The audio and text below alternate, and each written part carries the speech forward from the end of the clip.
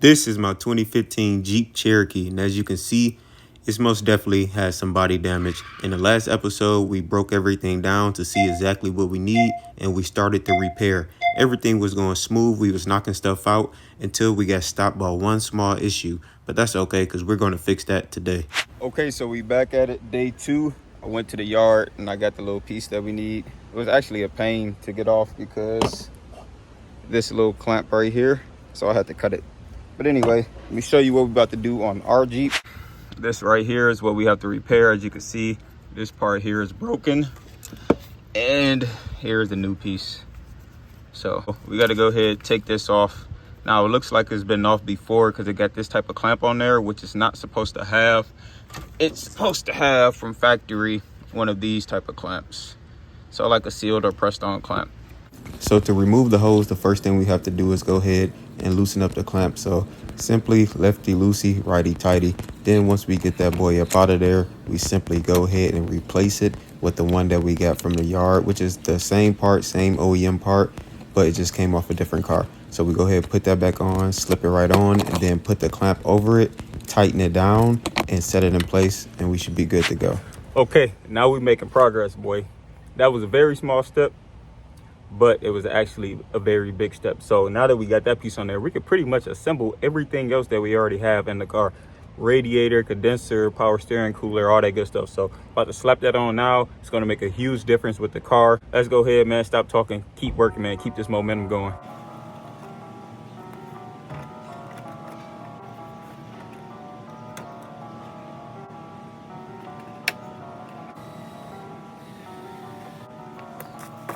All right, so we run into a little issue. So this has to sit in here, and this has to sit in here. So of course this side is broken. Here's the piece, but it does line up with the piece on here, so that's how I know it goes there. And I just dropped it. But also we need to cut this off so we can attach the new hose.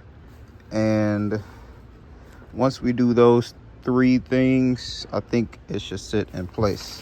So I got the bottom hooked up already.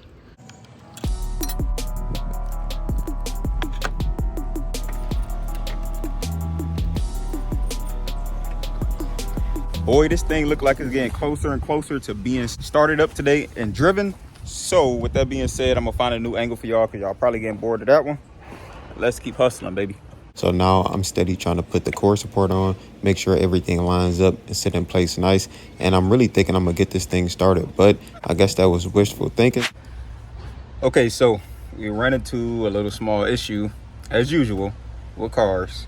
Let me show you.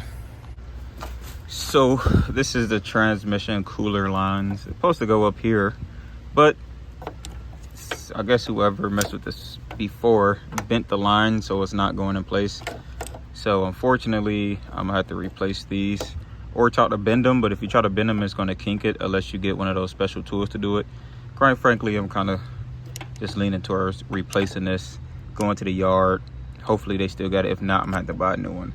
And also with the AC lines, it's an extra like adapter that goes on this side to bring it all the way out to go up here. So we need to get those 2 as well. So this is all OEM stuff, so it has to be done correctly. So yeah, the new hose, I got it. It's right here. Yep. And the new AC line adapter piece here, I got it. So I got those 2. Now we just got to disconnect everything, reconnect everything, and the show will continue. So let's do it. All right, first things first, I gotta disconnect the hose from here. Boom, yeah. See my finger? Yep, right there, and the one at the right there, and the one at the very bottom down there. So that's the hose I need to replace. And then this bolts up right here for the AC line.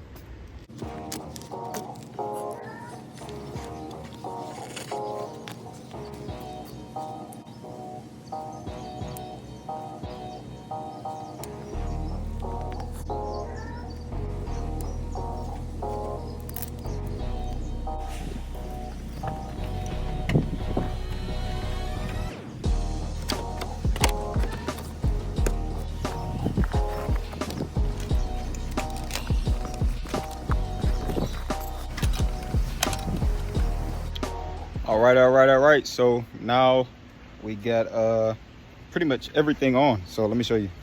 All right, so we got everything in place here. As you can see, everything is secure. We got these lines connected with the clamps and also the ones back here, down there. Everything's good to go. Now I'm just going to put the air box in there, put the battery on there. Oh, I got to replace one of the terminals. And then we should fire this thing up and see how it runs. So for some odd reason, when I first got this car, the electronics in and out was flashing in and out. I checked the battery was not fully charged, but also the negative terminal, it was loose, even though it was completely tight. Like, I got it as physically tight as I could, but it was still loose on the terminal.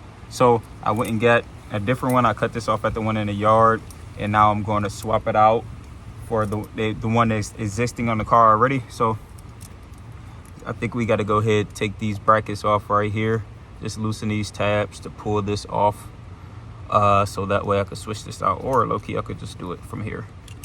Yeah, I'll probably just do it from here, right here. So let's figure out how to do this one, and then we should be able to put the new battery in there and crank this thing up and see what happens. That's what I'm really waiting for. Okay, so right now we just going ahead and tighten up the air box. We have to put that back in place. So once we set that back in place, just go ahead and tighten it down with all the screws. Make sure you tighten it down. Make sure you plug in a sensor. You most definitely need that sensor plugged in. Okay, so here's the moment of truth. I already got this apart, but as I was looking at it, it's pretty much nothing different from the one that's on here. I think it's literally just the nut that's different. So I'm going to try that first before I disconnect the one that's already on there. I'm about to swap out the battery. So the old battery is about to come out. The new battery right there is about to go in.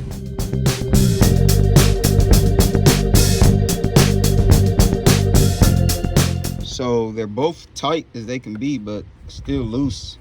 Maybe it's something in here or something. I don't know. I gotta check it out. But anyways, with that problem, let's just go ahead and get in the car and see what happens.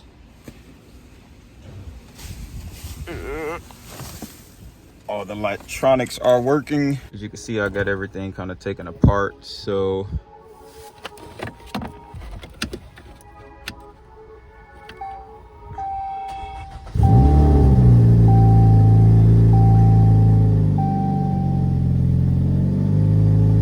oh, there we go. We got our first start.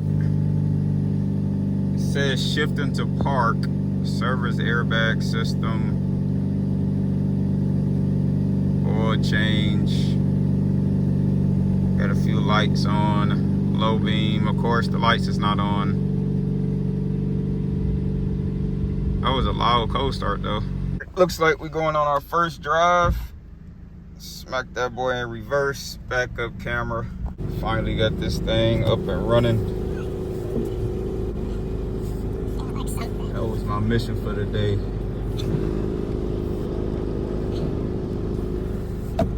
And I got it done.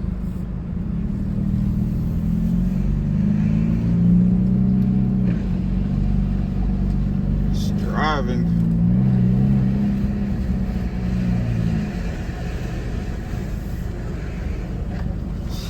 Driving is shifting.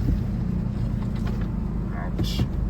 Today was a huge success. We finally got the Jeep up and running under its own power. Comment down below your favorite part of the video. Like and share this video, and make sure you stay tuned as we rebuild this Jeep Cherokee.